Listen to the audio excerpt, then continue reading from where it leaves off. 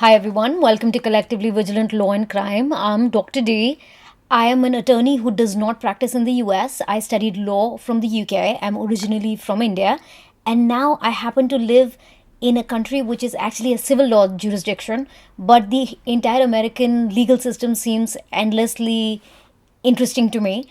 And something that's lately caught my attention a lot is the Brendan Banfield case.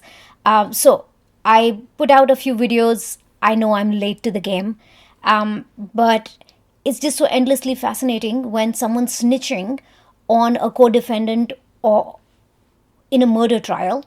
And we heard Juliana Magalhães' direct testimony yesterday, and we're also going to hear her more of her direct testimony and also the cross examination.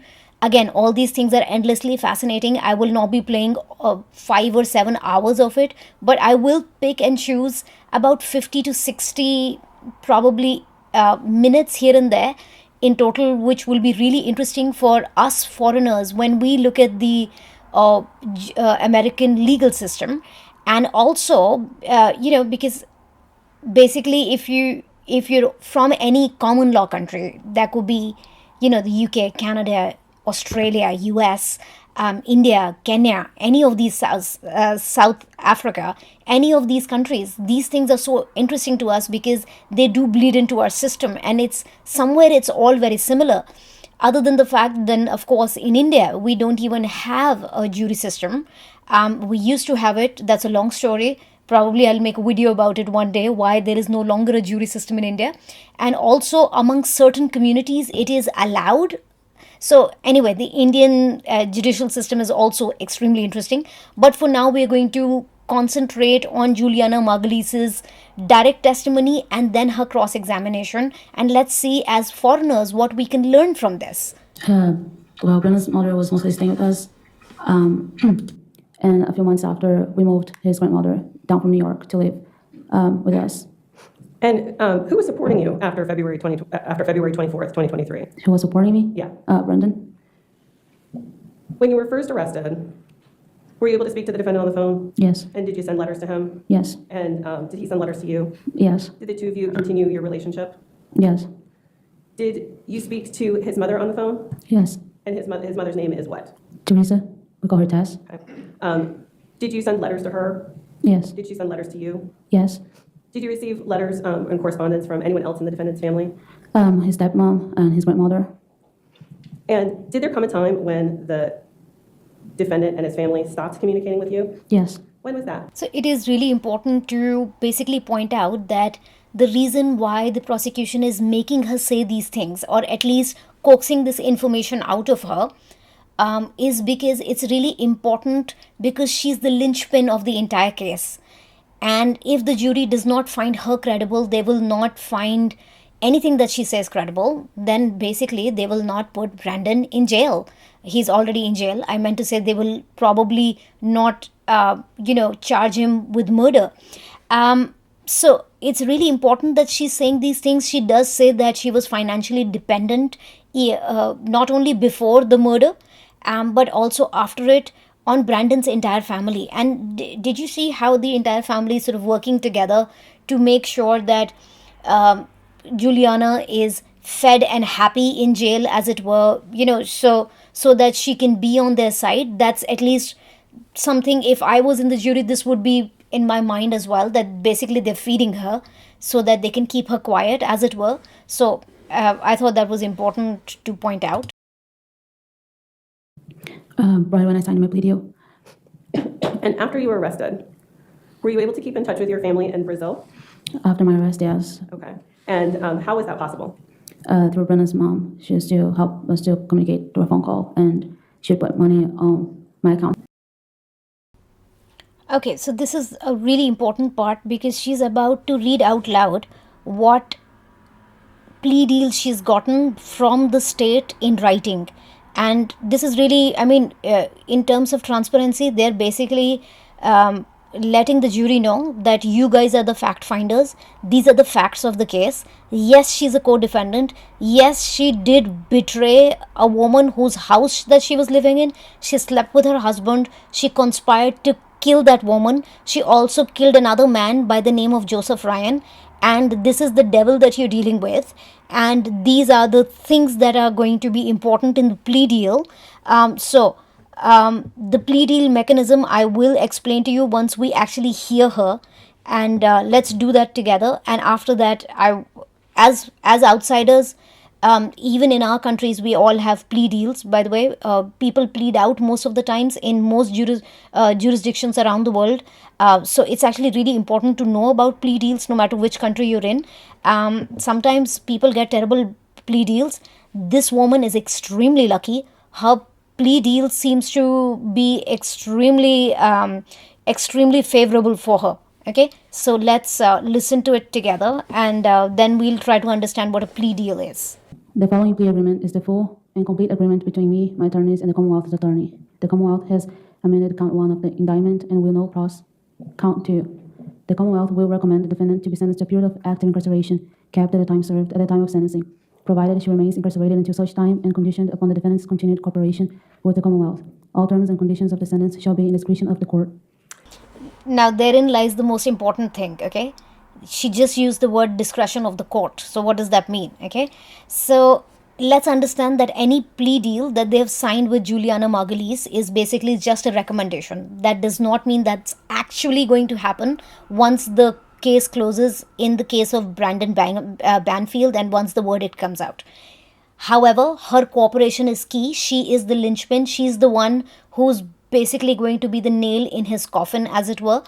So what does that mean? It means that the prosecution, the state, has recommended that this woman who's already been in jail for 2 years, she should, they've basically recommended that she should get time served, okay? However, Judge Penny, she's the one who's actually going to retain all the discretion.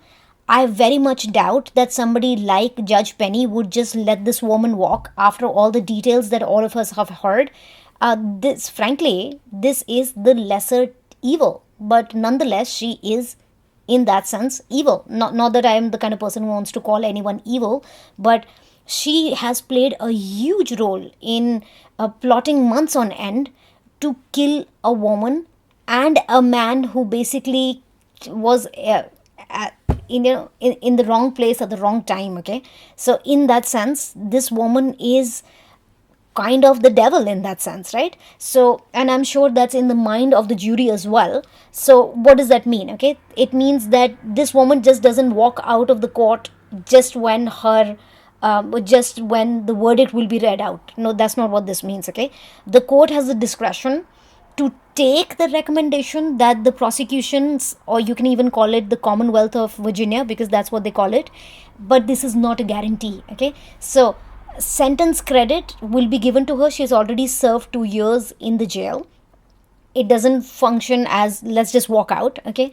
However, she can actually serve 10 years in prison. And, let's just hope that, let's all cross our fingers that nobody lets this woman walk, because she's just 25 years old. She has a long life ahead of her. And she can actually be a repeat offender in the future, because and that's simply because in most cases around the world, once you've actually served any kind of time in any kind of prison, it is extremely hard to get a job after that, because people are not going to rely on a person like that. So because it's harder to get a job, because it's harder to earn a genuine living out of life like that, people end up into a life of crime again in some way or the other. So some sort of recidivism is usually what happens to most people who have been convicted once. So in that sense, she shouldn't be given that long a time to be an offender.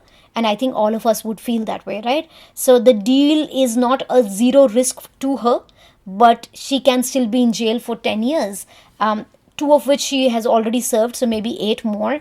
And even if she serves 8 more, she will just be 33 by the time she will get out of prison. The way lifespans go these days, that's quite a long lifespan. So, she could become a repeat offender in the future, and I told you why that usually happens. Anyway, that was my 2 cents about it. Do you understand that this document tells us that you pled guilty to manslaughter? Yes. And do you understand that this document tells us that the maximum penalty for manslaughter is 10 years? Yes. And is it your understanding? So we just heard that the prosecutor did say that to make it very clear to Juliana, it's actually very already clear to her because she signed that paper, but they're making it clear through her to the jury that this woman will be charged with manslaughter. Okay, now in Virginia, what is a manslaughter? So under any kind of common law, in any common law country, again, those are the countries that I mentioned earlier, common law basically states and defines a particular kind of crime through case law. So Virginia recognizes two types of manslaughters. There is something called voluntary manslaughter and involuntary manslaughter. They will be giving her the charge of voluntary manslaughter. Okay. Now, what is a voluntary manslaughter? It is the unlawful killing of any human being. In her case, she admits that she killed Joseph Ryan without any malice, committed intentionally, but in the heat of passion upon reasonable provocation. So that would be the actual definition, which I remember. So what does that mean? What are the key legal elements there? The key legal elements there is that a person has intentionally killed someone. So that's the first thing. Yes, she did. Second, there was no malice there or no planning. It was not cold-blooded. Well, I think most of us know that there was a lot of planning that went into this. It happens during the heat of passion. So she could, I mean, the way the prosecution would play it would be, well, she didn't set out killing Joseph Ryan. It's just that he was writhing in pain and he was still alive and she just took care of him because Branden at that time was busy stabbing his wife to death. Okay, so that's what they've tried to prove. Also, this is any kind of voluntary manslaughter is triggered by an adequate provocation. Okay, so there is sort of no cooling off period there. So that's what the word manslaughter means. So as opposed to what's an involuntary manslaughter, which is the accidental killing of a person without malice during the commission of an unlawful sort of crime. Like basically you did not really intend to kill someone, but you were doing some other sort of crime and in the middle maybe somebody popped up and then you ended up killing that person. So that will be the difference between a voluntary manslaughter and an involuntary manslaughter. And if I get into my lecturer mode and you hate it, please write it in the comments and I'll stop. I had Brendan's mother or him to help me communicate with my family in Brazil via phone call or messages. I depended on them financially to be able to texting my mom, and yeah. So what ultimately made you decide that you were going to enter this plea? Was the thought of being the right thing to do, I guess. Okay, I think I need to point out two things there. Number one, that Branden's family was basically the financial gatekeeper for this woman. So if she would not be cooperating with them, she would need some alternative way to survive inside the jail. Okay, so that's why she's cut a plea deal. That can be one way of understanding it. The other way is basically she thought, why am I going down for this murder? It was this man who did the whole thing, so let me throw him under the bus. And in sort of sweeping him in this murder charge, she of course is giving up finances that his family was giving her because they were basically keeping her alive in the jail, and that was her only means of getting in touch with her family in Brazil. So in that sense, we do see that there is these several layers where this woman in that sense is being coerced with the money that Branden's family has. So that's something to think about. And do we agree with her that she said that it's the right thing to do? I think that's the one statement that probably every single jury person there wouldn't say, that's her. It's not like her heart is in the right place, right? Because this is the woman who plotted to kill. This is the woman who took over the employer's sexual needs. This is the woman who basically killed an absolutely innocent man who had absolutely nothing to do with these people. And look at the malice that's been there. Look at the forethought that has gone into it. So can we actually believe that she is now flipping because it was the right thing to do? I don't think the jury is going to buy that part. well served to know what happened, and I just couldn't hold it. I just couldn't keep it to myself. The feeling of shame and guilt and sadness and all those feelings. And so you decided to enter a plea. What made you decide to cooperate and testify against the defendant in this case? Well, I got the plea because it was also the right thing to do, and sorry, and also because I had a potential of getting less time. Between February 24th, 2023 and October of 2023, did you continue your romantic relationship with the defendant? Yes. Not only did she not continue that relationship, as a matter of fact, she full-blown moved into that bedroom where Christine and Joseph Ryan were killed. They were cavorting in that bed, the marital bed. So this is a betrayal at so many levels. Valerie, the child, actually started calling Juliana her mom. So they almost erased Christine out of their life. All the pictures which were hung in the bedroom were actually her pictures with Branden. It's almost like that woman didn't exist. So between the months where she wasn't arrested, so from February to October when she was not arrested, she basically had the time of her life playing wifey to this man Brendan Banfield. So she's not as innocent as she's trying to be in her librarian look. We have to remember that. And after February 24th, 2023, did you ever go back and live at the house on Stablebrook Way? Yes. Who lived at the house with you after you were able to go back to the house? At that point, it was only me, Brendan, and Valerie. And when you returned to the house, what bedroom did you stay in? When I first returned, I stayed in my bedroom, my upper bedroom.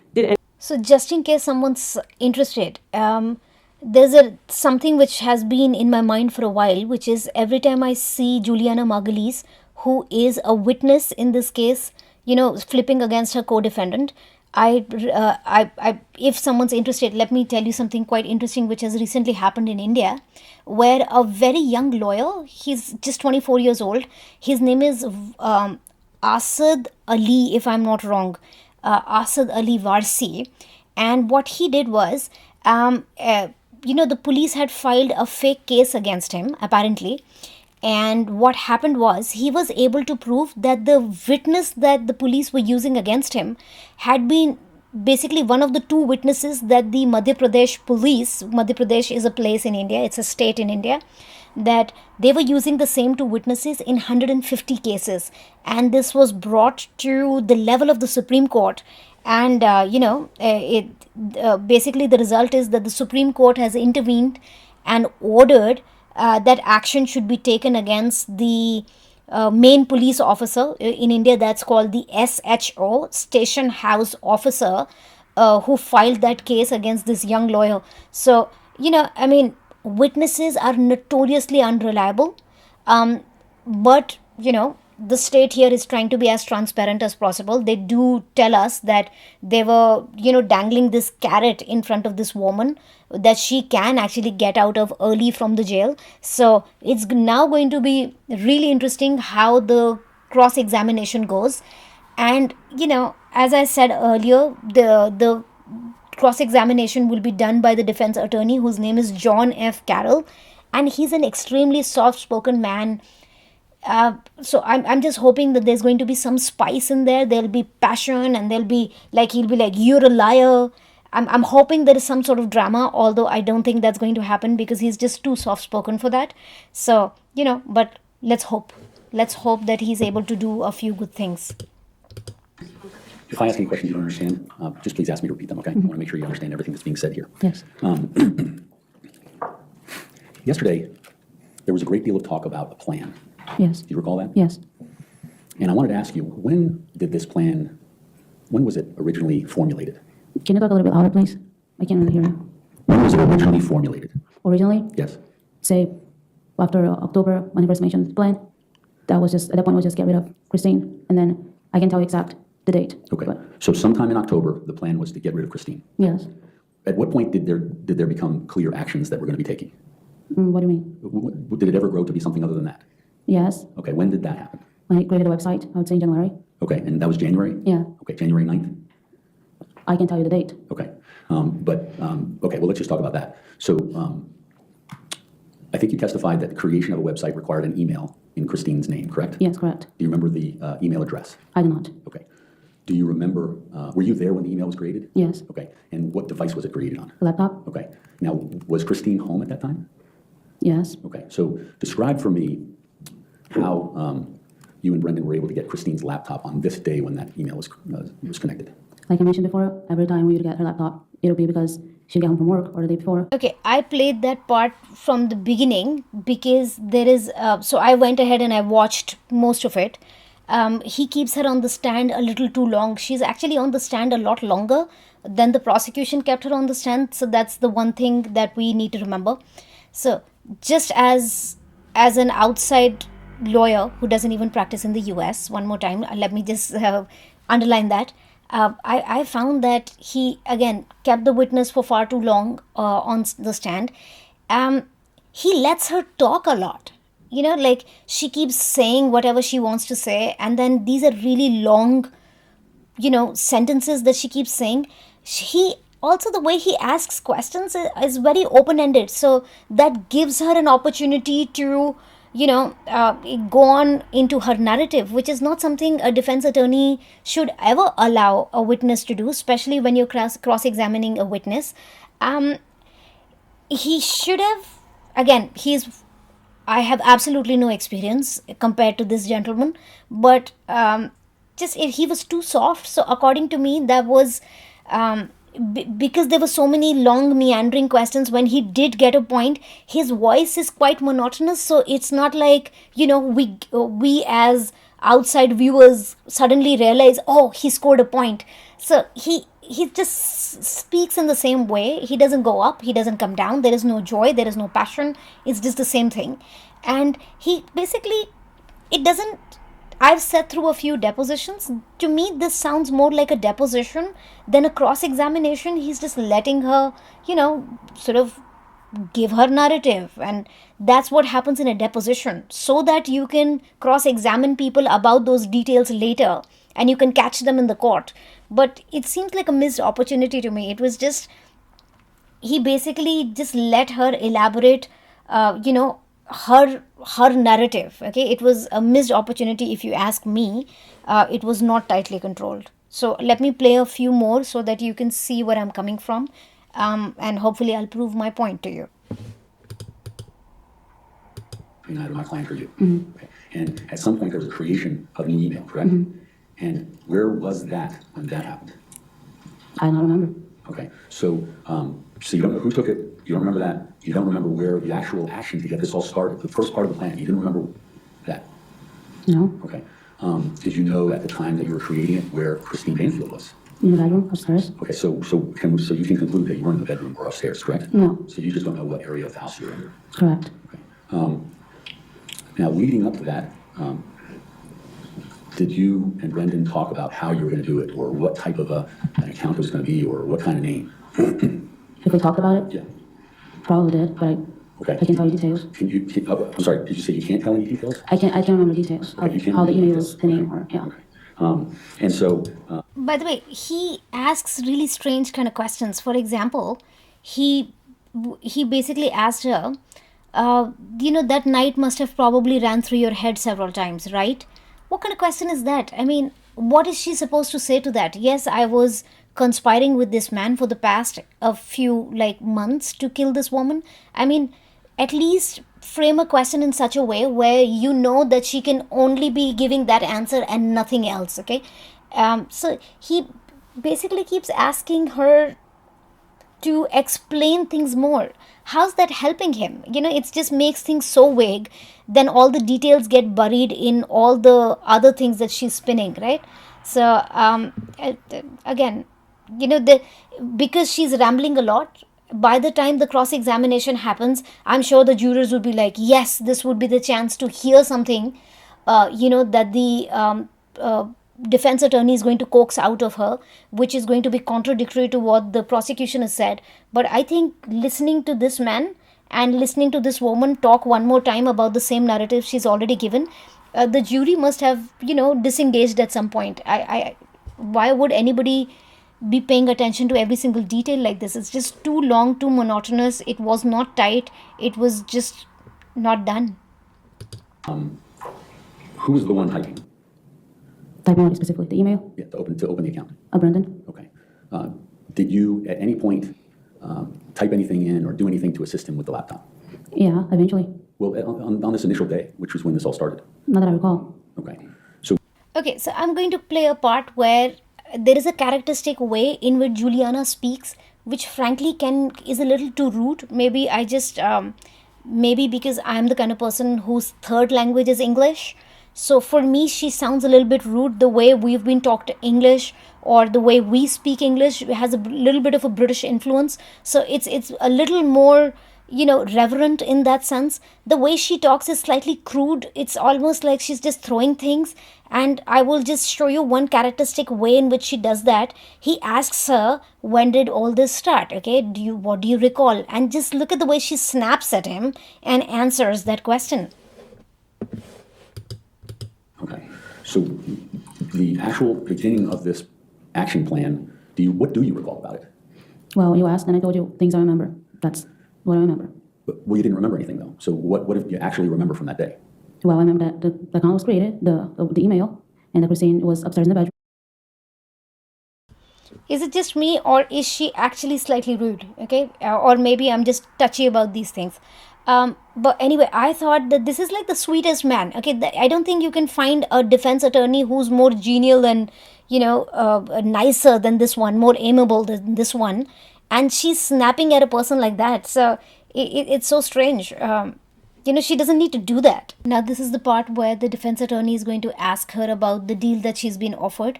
Okay, and I think the defense attorney basically missed a chance to attack Juliana's credibility. He did not clearly frame her as a selfish woman. He did not clearly frame her as a woman who's doing this as a transaction to get her freedom. If you think about it, the defense should have honed into this point that this is the entire defense case, that this is a woman who's flipped her loyalty, and because she's been caught, that's why she's making a narrative. And I don't know why this defense attorney did not underline and highlight this time and time again. He should have tied this whole thing, okay, and said that he should have highlighted the fact even more that this woman has been offered money by the media. Okay, she thinks that she is some sort of media reality star in the making. If I was there, I would have definitely highlighted that part. I would have highlighted the timing of her plea deal. Her mom tells her, you have to flip on this man, you have to get out of there, and then she simply throws him under the bus. So if I was there, I would have done that. I would have also concentrated on how her story keeps changing. I would have gone into precise details of her media negotiations, the financial support that these different media organizations seem to be giving her, just so that they can have her interview first. The likes of 48 Hours, and she's apparently in talks with Netflix. I would have highlighted the hell out of that. Unfortunately, it's just the defense attorney didn't do that. He's just too soft. Okay, so now this is the part of the trial in the cross-examination where the defense attorney is trying to prove that this woman is inconsistent. Okay, they're highlighting the love letters that she was writing back and forth, all the communication back and forth with Branden until a certain period of time when she was not getting monetary assistance, and hence she flipped. So basically, I mean, he should have highlighted this a little more. All her memory gaps should have been highlighted. Every 2 seconds, this woman says, I don't know. Okay, and then there is this one point where she tells the defense attorney, brain has something called a defense mechanism. It blocks out information. I mean, she's up there. He's letting her talk to him like that. And probably the defense attorney's strategy was that the jury would see her in all her inconsistencies and all her glory. However, because of the monotony of the delivery, I don't think it will fall into the jury's ears that way. Because if you really want to make a point, you should, be a little forceful, or, at least your diction should show how you feel, that this woman is inconsistent, that this woman is lying, that there is a financial motive. Okay, none of that seems to be coming out. It's so strange. highlighted portions. Okay. Can you read that, please? Yes. I said, it's killing me, and I mean it. And another paragraph, it breaks my heart to think that I may not be able to be with you guys soon. It hurts me extremely thinking that I may not be there for Thanksgiving, Christmas, New Year's, friend's birthday, and all those special days with the situation. Okay. And do you recall, was this, so this would have been sooner than the one that I showed you before, because it was November. Do you recall whether the offer of a misdemeanor had been extended prior to you writing this? I can recall. Okay. So you don't know whether it was before writing this or after writing this? I can say for sure. Okay. Right, so her memory gaps is not something that he even, says, oh, you remember all those details with which you can throw that man under the bus, which actually happened in 2022 and 2023, but you can't remember the things which happened in 2024. I mean, he should have highlighted all that, and I don't know why he didn't do that. So her selective truth telling is something that I would have locked in on. I don't know why he doesn't do that.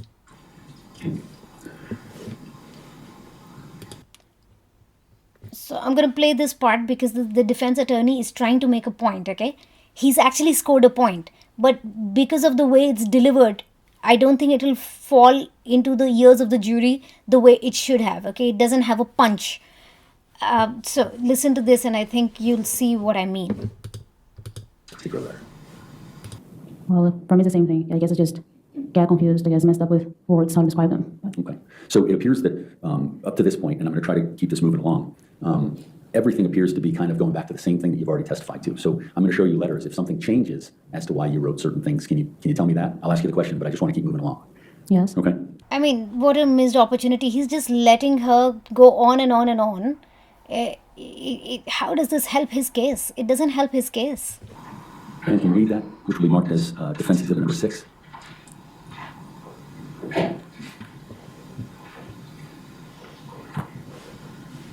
Sorry, were you able to read that? Yes. Okay, was that a letter that you had written? Yes. And who was that addressed to? Branden. Okay. I'll now play a few seconds of the defense attorney sort of highlighting the plea agreement and how this woman benefits from it, okay? And it's done in his stereotypical monotonous way. He doesn't pack a punch. 2024 is a different sort of communication with Branden, correct? Correct. Compared to the torture and the pain and then the stress of a trial and all that sort of thing. You're talking about a resolution at this point. Yes. And who suggested that to you? Suggested what? The resolution that's described in this. That's something I was thinking. Okay, so you came up with the idea? Yeah, they never offered me another plea where I wouldn't testify against Branden. Okay. That was my mind. They offered you a trial unless you testified against Branden. Pretty much, yes. Okay. And you didn't feel very good about going to trial, correct? My lawyers never expressed any concerns relating going to trial. They were very confident. Okay. How did you feel? I feel as any other person would feel going to trial. Being in a situation like mine, I don't think people feel very happy about it. And reporters and those associated with the media, do they have the ability to communicate with you? So basically, now we're going to see the part of the trial where the defense attorney is basically trying to highlight that because she's gotten so many media deals and how finances work and why this woman is flipping on the co-defendant, Brendan Banfield. So this is about the media negotiations and how she stands to gain from giving this kind of testimony. And again, it's done in a monotonous way. Marcelo? They do. Okay. And how long have they been communicating with you, whether you answer them or not? I guess throughout the whole process, I'm not sure. From the time that you were arrested? Yeah, I guess. Okay. And are there any particular media or news people that you communicate with frequently? Yes. Okay. And who is it that you communicate with frequently? Do you want me to mention the name? It's fine too. I'd say Josh. Okay. Josh, and who's he associated with? Should I say it? I'm asking you. He's a producer with 40 Hours. Okay. And are you speaking to anyone else who's a producer or potentially looking to buy your story? At that point, no. Sorry, you want to rephrase your question? Are you speaking to any other media person Was I? other than Josh? Was I? Was you or are you now? No, yes. Now you are? Yes. Okay. And that's my question. Who are you speaking to? Who am I speaking to? Yes. 2 people. Okay. Do you know their names? I do get the feeling that she's basically consciously being, of course, a little cross with this man, and she's trying to be probably a little more difficult. If that's not her personality, if she's putting that on, that's a bad look, especially because the jury is sitting there judging her for every single thing that she's done. The fact that she's, she plotted to kill two people, and now she's basically plotting her way out of this. Okay, so her credibility is basically a wreck, and she can't even at least pretend to speak softly. I don't know names, yes. Okay, is one of them Josh? No. Okay, what are their names? Kate and Zachary. Okay. Is that Kate Brower Yes, and Zachary Franks? correct. Okay. And has there been any sort of, have they given you anything in anticipation of something? Anticipation of what? In anticipation of anything? Have they given you anything? Have they provided you anything? Yes, they have become my support system, so they've been helping me with money to communicate with my mom, my family in Brazil, and whoever I want to communicate with, Okay. and money to for commissary and that stuff, yes. So let me just slow you down there. I didn't quite hear all of that. I heard something about them giving you money. Yes. Okay. And was it money to your mom in Brazil? No. Oh, I'm sorry. So if you could just slow down on that and just say exactly what you just said.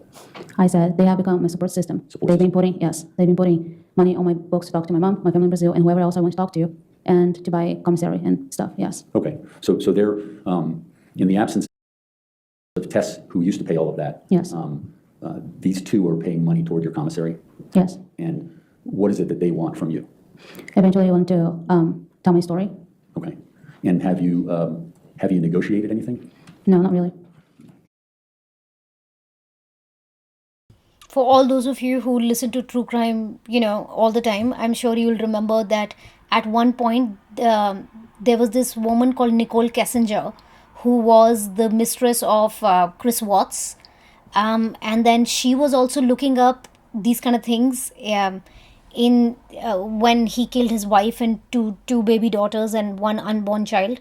So these kind of women, once they gain this kind of notoriety, they always go looking for media deals where they can get money out of the atrocities that they have unleashed on others, which is despicable. Okay. Have they thrown a number out? Have they what? Have they thrown a number out for your story? Yes. Okay. Have you agreed to that number?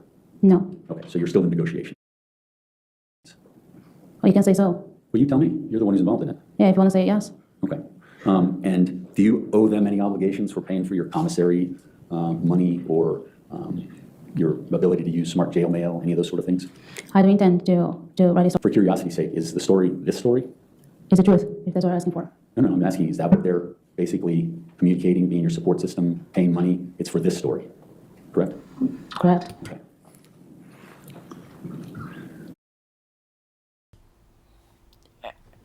It's very interesting that they keep using the word story because, of course, the defense counsel wants to highlight that this is what all it is. It's just a story that this woman's weaving. It's not the truth.